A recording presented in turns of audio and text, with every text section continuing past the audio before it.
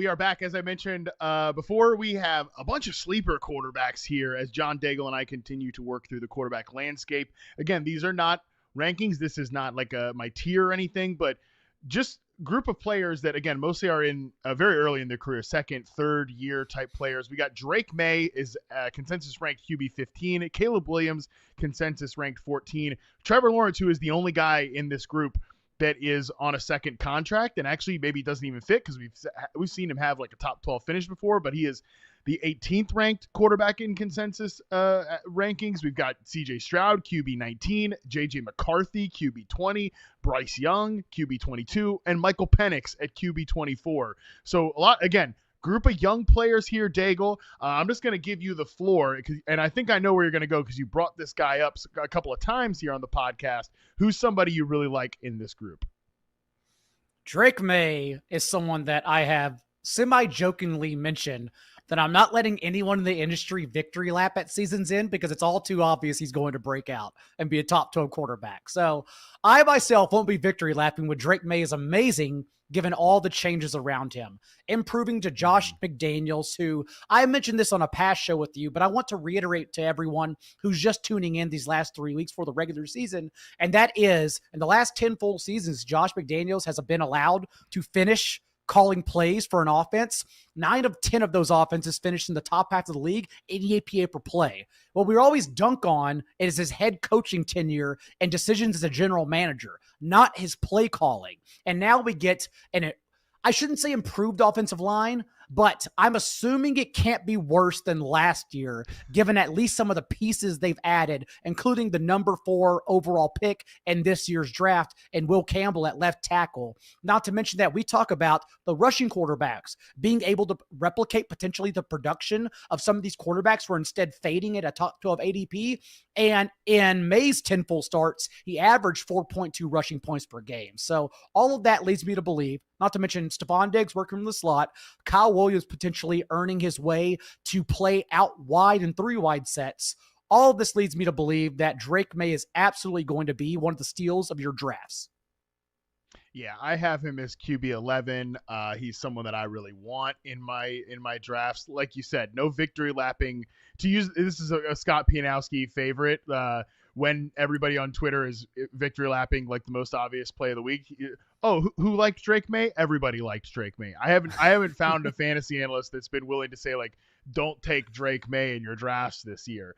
So yeah, he's definitely coming up. He's somebody that, again, I would like. He's kind of one of the last guys I'd be comfortable with as a QB1 that goes outside the top 100 picks. We get it. It's the rushing ability. It's everything you laid out there. We've talked a lot about Drake Maye this offseason, so we don't need to go too deep into there. I do want to ask you about Trevor Lawrence. QB 18 in rankings, a guy who's had a top 12 finish before. And sometimes, Daigle, you look at the rankings, you look at ADP, and you just think about, like, does this math work? And I'm specifically talking about how Brian Thomas Jr. is a consensus wide receiver 1. I think he's a really great second-round pick this year, and really interested in how he was used in the preseason. Because I was stuck in the Charlotte airport last night, and I'm a sick freak, I actually rewatched the first drive of the Jaguars. First team. I know. It was truly shameful. They were literally cleaning the food court around me, stacking chairs because I needed an outlet, and that was the only place that I could do it. And I'm like sitting there with a paper and got my headphones in. Like lady's looking at me. She's cleaning the floor. I was like, do I need to move? Because I'm doing some serious stuff here. I'm charting Jaguars wide receiver alignment on their first team preseason snap. Okay. But again, we're high on Travis Hunter. We're high on Brian Thomas Jr. We love the Liam Cohen effect. Does the math work out for Trevor Lawrence to still be QB 18 in fantasy and for all of those things to happen? There aren't many guys like this either, because usually ADP catches on. Cam Ward, for example, is in this range, but all of his receivers are, except Calvin Ridley, are going at depressed ADP prices. And you could even argue that for a player who earned targets last year like Calvin Ridley, even he's being undervalued at his current cost. And so I like that argument, and that's what I use, is that not just the young offensive coordinator getting a head coaching job, because that has failed. We should be arguing instead, if BTJ and Travis Hunter are up here, then why is his quarterback down here? And that's where it is. Because right now, Trevor Lawrence, in terms of ADP, doesn't even fit in the mid-range with Jordan Love, for example. He's instead going well past that, and I'm just questioning if that makes sense. So when you are waiting, him, CJ Stroud, those are bets I do like to take. Speaking of CJ Stroud, he's another guy. He's QB 19, right? Again, it's not quite the same way because Nico Collins to me is a first round fantasy pick this year, but all the other receivers are those depressed ADPs for sure. But we've seen CJ Stroud be. We people were drafting him. Not we. I didn't really take that much CJ Stroud last year. But at least I think I did maybe in one league. But he was going very, very high last year. By the way, that team stunk. Didn't really enjoy the experience. Thanks a lot. So not a great situation for Stroud last year from a fantasy standpoint. People have just kind of completely written off that there's any chance he bounces back this year. I did think this was interesting while looking at quarterback scrambling. From week 8 on, he was actually QB 12 in scramble yards last year. It's only 154, but he barely cracked like 200 over the course of the season. So this is the thing with Stroud, man. Like, remember when he was coming into the league and everybody talked about, well, he doesn't really scramble all that much. He doesn't really work outside his structure, except for that Georgia game. Remember, everybody would talk about that one Georgia game, right? And Stroud last year in chaos, with the offensive line falling apart around him, he actually did start to scramble a little bit and work out of structure because there was no structure to work in Bobby Slowick's offense. So there's really no, mathematical way to make the CJ Stroud like he's a breakout quarterback case in fantasy this year, but I think he's a good player. I think he's tethered to one of the best receivers in football. I'm really interested in their 2 rookie wide receivers. I think Christian Kirk's got something left. And honestly, because I think their run game is going to stink this year with Joe Mixon's injury and the questions on the offensive line, I just think they're going to have to throw the football an awful lot, Daigle. So I just some interesting notes for Stroud to consider because he's not a guy who gets discussed on fantasy shows now at this point. It was the Georgia game, and I believe 11 carries against Northwestern. And I know because I was at that game just to watch CJ Stroud play, and it was incredibly windy that day. But anytime I mention Stroud as one of my favorite late round QBs and sleepers at the Fantasy Football Expo, which you and I just attended, I will say the smartest minds in the room did always mention and push back with the offensive line situation, which, yes, is worrisome. And yes, I may be using an anchor theory here. We're saying just because where we changed the offensive line, we have 4 new pieces starting this year, but maybe that's not actually good. Maybe they just changed it and it's still going to be bad. However, at least it's different. And there's no arguing that CJ Stroud isn't a great quarterback. Remember, just last year, we wanted to draft him as a top 5, top 6 in ADP. And now all of a sudden, he finished outside the top 24 options. And now all of a sudden, he's being left for dead as a low-end QB2.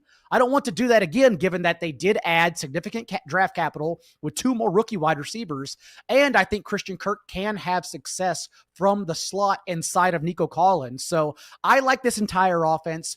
I know it's a bet you have to hold your nose to make, but I think we're going to also see what happens in week 1 because we are playing indoors against the Rams. So if that's the case, if the dominoes fall correctly, this offense is going to have no choice but to cook and push the ball downfield.